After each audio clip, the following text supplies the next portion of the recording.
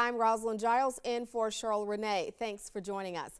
Tonight, local reaction on the Ukrainian crisis from an Auburn University economics professor who grew up in harsh conditions during and after Soviet control. Dr. Liliana Stern says Putin's movement of troops shows his hand as an ex-KGB dictator bent on restoring the former Soviet Union. Tonight, the outspoken professor asks President Obama to do more. Elizabeth White has a story.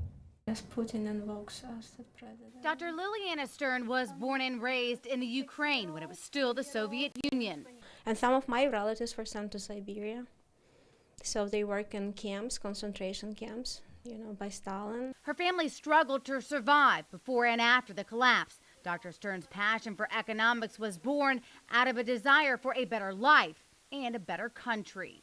Free market economy was just very fascinating to me because it was so different from what we grew up in and what we were taught all our life. And I just realized that, yeah, this is it. This is how you live better. Dr. Stern's studies brought her to America and now Auburn University. 16,000 troops in Crimea estimated, Russian troops. She's consumed with news of Russian troops surrounding her country, but says she's not surprised by Putin's maneuvers. They pumped in a lot of money into the election campaign of the guy Yanukovych. So they were very upset that he was overthrown. So I kind of expected Putin to do something about that. She believes Putin wants to restore his hold on Ukraine and expand Russia's power. She says his justification of protecting Russian-speaking Ukrainians is a lie. What I can say is that Putin using the same methods the Soviet Union was using, propaganda, intimidation, and lies. In 2005, he made the comment that, the collapse of the Soviet Union was the biggest geopolitical catastrophe of the century, so which tells you that he still thinks that was the greatest thing, and he doesn't think that, Stalin killed 40 million people, that was a bad thing. Dr. Stern worries for her friends and family who are now mobilizing as reserves for the Ukrainian army, who she believes stands little chance against Russia. As for the President of the United States, and I was actually very shocked and upset about the very weak comments that Obama made in his statement on Friday at his press conference. So he just said in very vague terms, there will be costs, but you cannot scare Putin with some, empty threats like that. And according to the Associated Press, the threat of military confrontation retreated somewhat today. Still, Russia terminated discounts on natural gas, while the U.S., they also announced a $1 billion aid package in energy subsidies to Ukraine.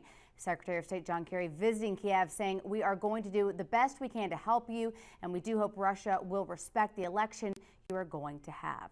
Reporting in East Alabama, Elizabeth White, WTVM News Leader 9. All right, Elizabeth, thank you so much for that report. And closer to home tonight, a Columbus man says he watched his brother-in-law gun down his wife in front of their small children.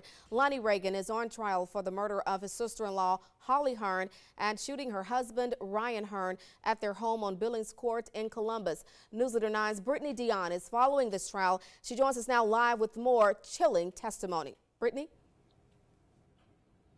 Well, that's right, Barb. Rosalind. We just stepped out of the courtroom, and it was a very emotional day today inside of court as pictures of the victim before and after her death were shown to the courtroom. Take a look at the video from inside the trial today. The family got up several times and had to leave out after being overwhelmed with emotion. Now, the victim's husband took the stand and says that he, in fact, along with several other children, saw Lonnie Jacob Reagan shoot his wife in the chest at their home over on Billings Court. Now, Holly Hearn was 28 years old. She was a mother of 2 children. Now, once Ryan Hearn says he saw his wife's body hit the ground, he knew he only had seconds to save his own life.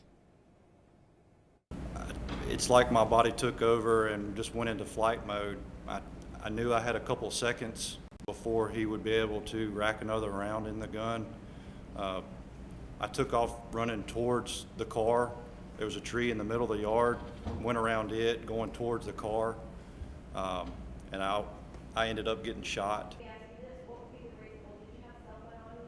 Now, Ryan Hearn was shot in the upper buttocks and his hand. He says that he stayed in the hospital for about a week after the shooting, and it took several months for him to regain his ability to walk. Now, a neighbor took the stand this afternoon. He says that he saw Lonnie Reagan stand over Ryan Hearn's body and try to shoot him again, but the gun jammed, and he says that's probably the only thing that saved Ryan Hearn's life. The neighbor also said police were called to that home several times as tensions began to mount in this family over that custody battle. Now, coming up on the news at 6, we'll hear from a friend of Holly Hearn's who was also there. He says he was attacked and almost kidnapped by Lonnie Reagan. I'll have some of his testimony on the news at 6. For now, live at the Government Center, Brittany Dion, WTVM News Leader 9. All right, Brittany, we appreciate that report. New details uncovered about a Georgia elementary school principal involved in a child sexting. 56-year-old John McGill also has some Alabama education connections. According to the Chilton County School Superintendent, McGill was once a band teacher at Jemison High School and later a principal at Thorsby High. McGill and 13 other suspects from Georgia were arrested Sunday as part of the massive undercover operation. Investigators from the Georgia Bureau of Investigation say he and the others traveled with the intent to meet a child for sex.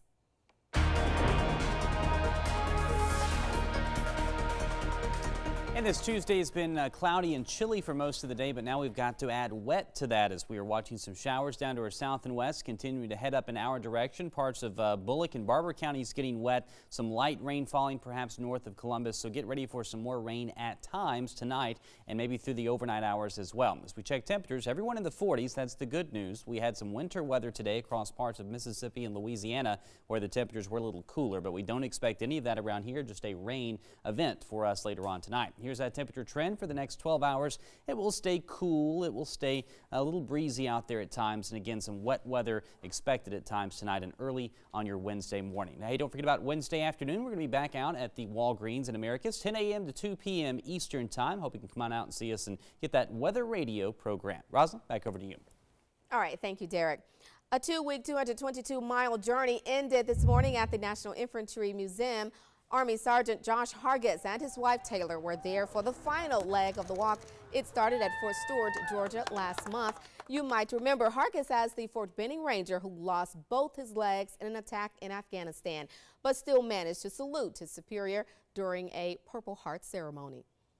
It's been an adventure. I mean, we started February 17th. Started the worst day was the first day we did 21 miles straight, and that hurt us pretty good, but everybody fought all the way through and got all the way to the end. Sergeant Patrick Griffith organized the walk in a show of solidarity for Hargis, his brother-in-law. 11 people did the entire 222 miles. They were joined by dozens of supporters this morning. The body of a Vietnam veteran who died 50 years ago is headed for our nation's capital. The remains of Specialist Wiley Wright have already made it to the Arlington National Cemetery and will soon be joined by his wife, Onita Faye Wright. The Vietnam veteran had been buried in a segregated cemetery in Jacksonville, Florida, while his wife was interred in Columbus. Now, after half a century of being separated, the two will finally be reunited and will be honored at the National Cemetery in Washington, D.C. tonight. On the news at 11, hear from Wright's youngest daughter on how she feels about the move. And this year's race for mayor of Columbus is set for May 20th. Normally, the May primary is the first of 2 scheduled times to vote, well, with the real decision being made in November. Well, this year's race is 2 months ahead of normal schedule, making it possible for armed forces to have time to cast absentee ballots in the event of a runoff. Incumbent Mayor Teresa Tomlinson has already submitted her official qualifying paperwork, and candidate Colin Martin submitted his paperwork today. The deadline is Friday at noon. Well, you would not get to see mugshots of accused criminals under a bill that unanimously passed the House on Monday night. Supporters say they're going after websites that post booking photographs and charge people to have them removed. But this bill would mean media outlets would also be denied access. In other news tonight, an Alabama state lawmaker wants to create a sales tax holiday for gun and ammo buyers. Representative Becky Nordgreen introduced the legislation for the new 3-day sales tax holiday. She says it would be good for Alabama because it would draw in customers from out of state. She says it will also help gun owners save money as the cost of firearms continues to rise. We feel like a lot of that has been because of the threat people are perceiving from from Washington, from the Obama administration. And of course, in Alabama, we do hold our Second Amendment rights dear to our heart here. I would definitely support that and be a big advocate. And I'd definitely come out and make more purchases on that weekend. The proposed 3-day holiday would make guns, ammunition, and firearm supplies exempt from taxes during that time. Many people are flocking to pancake houses today, all for a free meal. Today is National Pancake Day, and places like IHOP are handing out stacks of fluffy buttermilk flapjacks, all to help fund the Children's Miracle Network. Newsleader 9's Janine Donaldson stopped by one of Columbus's pancake houses to see what yummy goodies workers and volunteers are whipping up. National Pancake Day at IHOP is about more than a free stack of fluffy buttermilk pancakes. For us this morning especially means, that we're actually able to do a good deed. Pancakes are exchanged for donations that go to Children's Miracle Network hospitals. In our area, the money raised will go to Midtown Medical Center.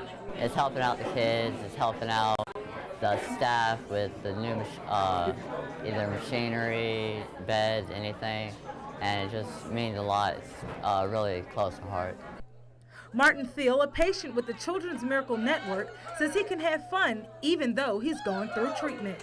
It varies from hanging out with college kids, going skating with some cottonmouths, any of that, and even like this, flipping some pancakes. Miss Columbus was also at IHOP and took part in the pancake flipping contest. She even helped serve up some hotcakes to restaurant goers.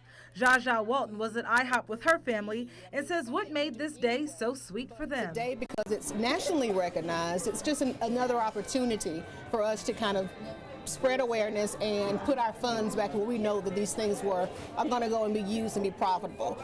IHOP hopes to raise at least $3 million today nationwide. To get your free pancakes and donate to a great cause, you'll have until 10 o'clock tonight. I'm Janine Donaldson for WTVM News Leader 9.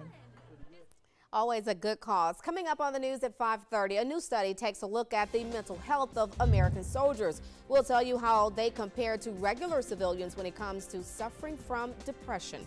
Plus, a teen is taking her mother and father to court. Hear from her parents who say they are dumbfounded by the lawsuit.